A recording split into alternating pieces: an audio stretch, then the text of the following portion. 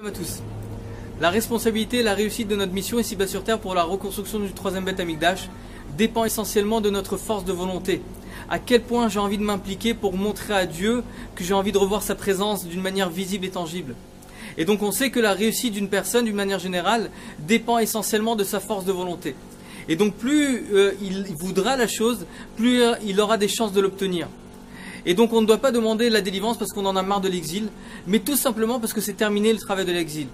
Et donc si le travail de l'exil est terminé, donc forcément il y a une unité profonde au niveau du peuple d'Israël qui nous permet de faire un travail qu'on n'avait pas le pouvoir de faire auparavant. Et donc bien sûr, pour exprimer cette unité, bien sûr quoi de mieux que montrer à Dieu cette unité autour de la reconstruction du troisième Beth Amikdash qui sera offerte par rapport à tout son peuple.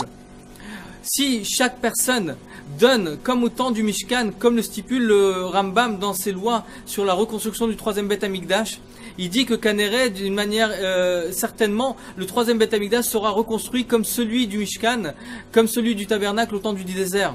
Et le Rabbi Lubavitch de préciser dans Tafshinun Bet, Parashat Trouma, que chez Kol Yehudi, que chaque juif a l'obligation de reconstruire le Beth Amikdash, la Hazor Velesaya, d'aider et d'y contribuer.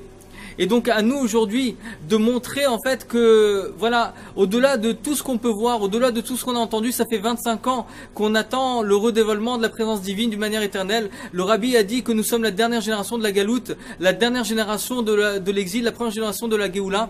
Et donc Hachem attend de chacun de son peuple. On sait que En Meler Beloam, il n'y a pas de roi sans peuple. Et donc bien sûr la délivrance viendra du peuple, du plus bas. Et donc aujourd'hui, il nous incombe à chacun d'entre nous de montrer à Dieu qu'on veut réellement revoir sa malchoute. On veut réellement revoir en fait l'unité du peuple d'Israël. Et pour cela, il incombe à chacun justement de participer et de montrer à Dieu avec la générosité de son cœur que voilà, je m'implique pour revoir Dieu d'une manière visible dans son troisième Beth Amikdash. Et donc plus une personne montrera, plus chaque personne acceptera en fait que voilà, je ne peux pas sans toi et toi tu ne peux pas sans moi, mais tout ça pour la gloire de Dieu, alors on arrivera justement à réveiller Dieu de la torpeur dans laquelle il se trouve et de lui dire voilà aujourd'hui on t'oblige à te redévoiler. On t'oblige à te redévoiler, pourquoi? Parce que c'est ton peuple qui te demande. C'est plus les rois, c'est plus les 70 nations, on n'est plus assujettis aux 70 nations, comme c'était au temps de Haman, Avdad et Achashverosh Hanan. On est les serviteurs d'Achashverosh, on n'est plus les serviteurs de qui que ce soit. On est les serviteurs de Melech Malchei Malachim, on est sur notre terre. Et aujourd'hui, on exige justement le redévoilement de la présence divine. On voir la malchoute d'une manière éternelle. Alors que Dieu fasse en sorte à ce que